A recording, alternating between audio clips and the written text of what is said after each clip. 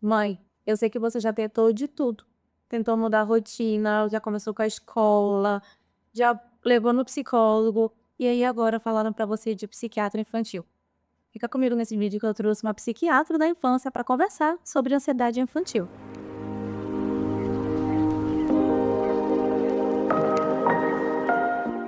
Sou Gabriele Fontes, neuropsicóloga, tenho uma clínica infanto-juvenil e hoje, junto com a psiquiatra Vitória Faz, vamos desmistificar um pouco sobre o que é a ansiedade, o que são transtornos ansiosos e como é o tratamento da ansiedade na infância.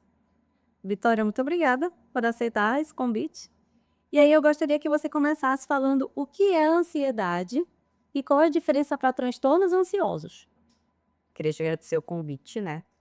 Quem conhece sabe que a gente trabalha muito junto, que hora ou outra tu estás comentando sobre os meus pacientes, hora ou outra comentando sobre os teus pacientes, e que esse vídeo alcance realmente a população que a gente quer que alcança sobre conhecimento em relação à ansiedade. E pegando, assim, essa tua pergunta, pensar assim, o que que é bem uma ansiedade? E uma coisa que eu sempre deixo muito claro, Gabi, é o quanto a ansiedade é importante para o desenvolvimento do ser humano, de maneira geral, né? Então não quer dizer que você ter ansiedade ser algo ruim.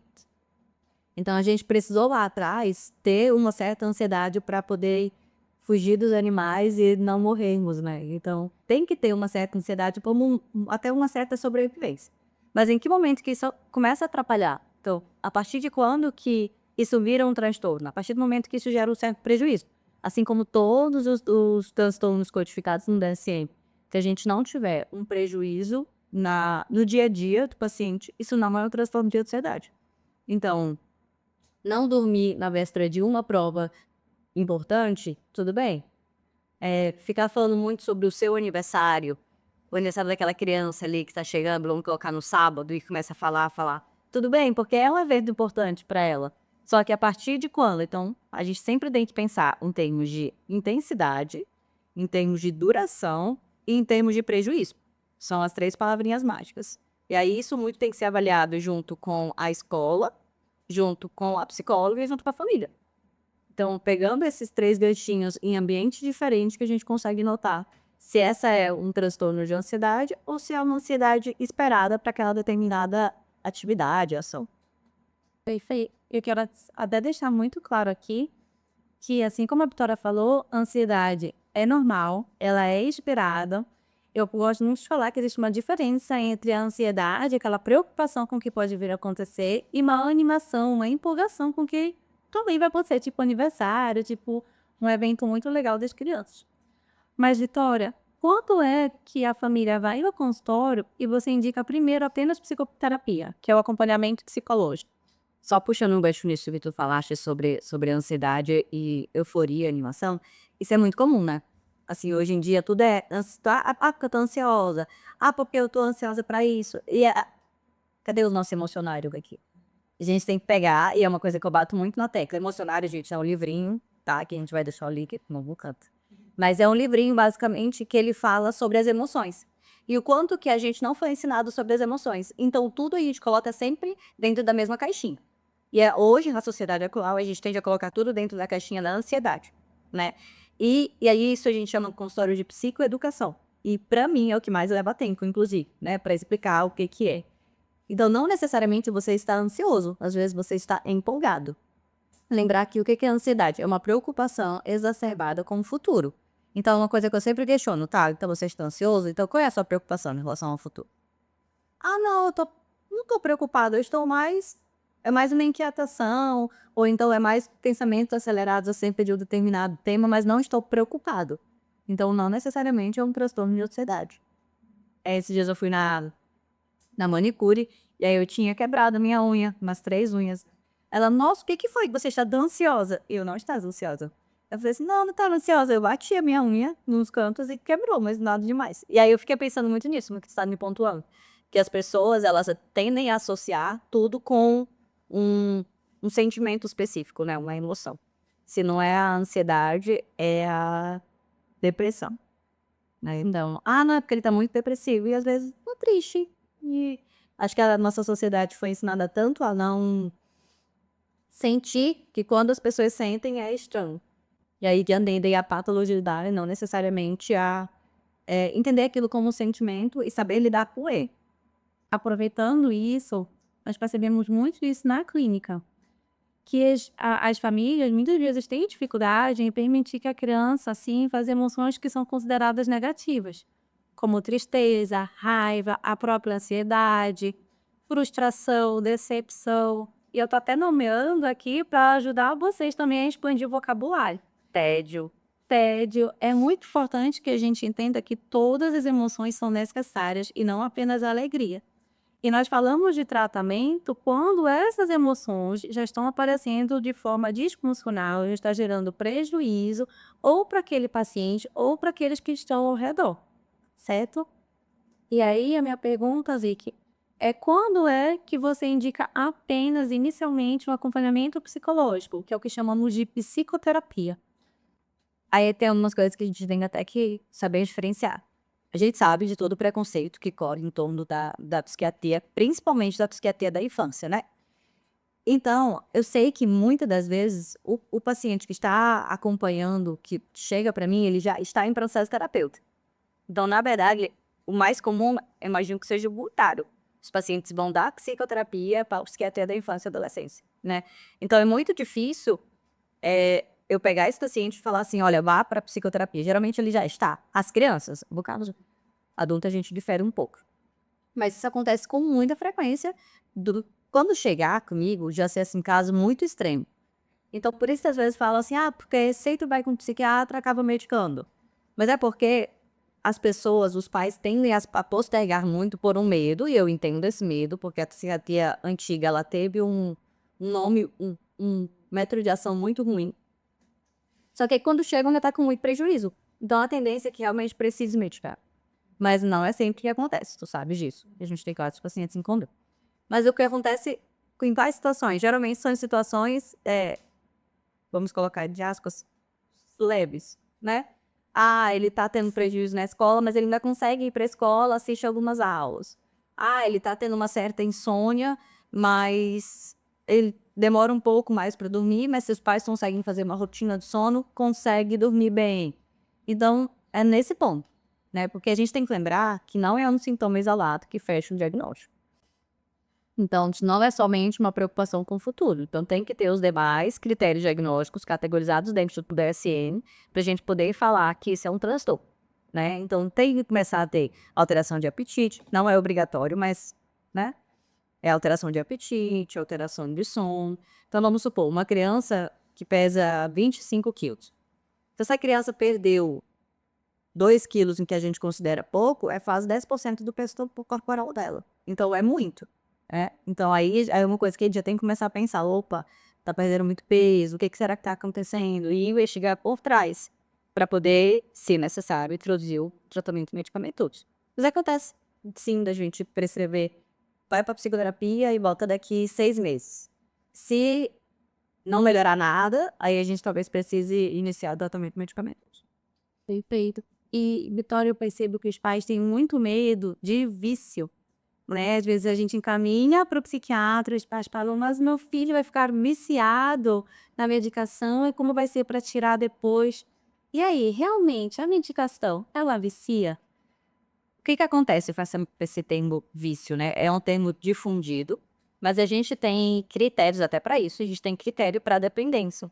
E o que é dependência? O que é o vício? Dependência é quando o paciente precisa, por exemplo, de doses cada vez maiores de medicação para obter um resultado que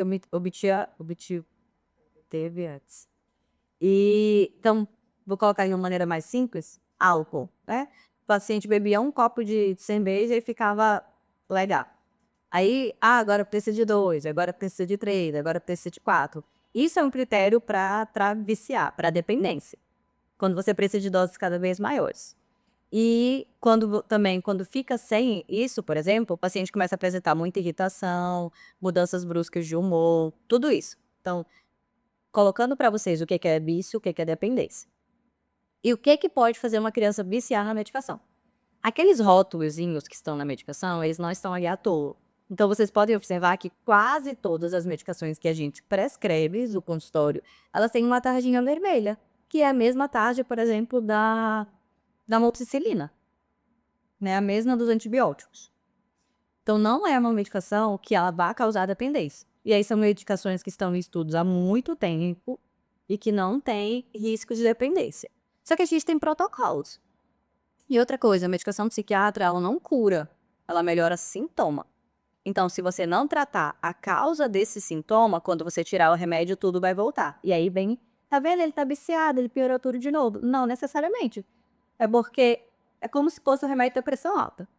Se você tá medicando a pressão alta do paciente e ele não melhorou, não mudou o estilo de vida, quando você tirar o remédio da pressão, o que acontece? A pressão vai subir de novo. É a mesma coisa com o transtorno de ansiedade. Você deu a medicação, vai melhorar os sintomas ansiosos.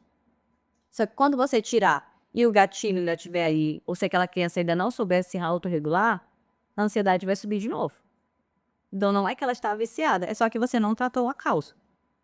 E é muito importante a gente lembrar que quando a gente pensa nesse tratamento da causa, entra muito a psicoterapia, que é um processo em que nós ensinamos, auxiliamos a criança a se perceber, a se conhecer melhor, a entender os seus próprios pensamentos, as próprias emoções, os próprios comportamentos, o porquê que tem tantas preocupações com o que pode vir a acontecer.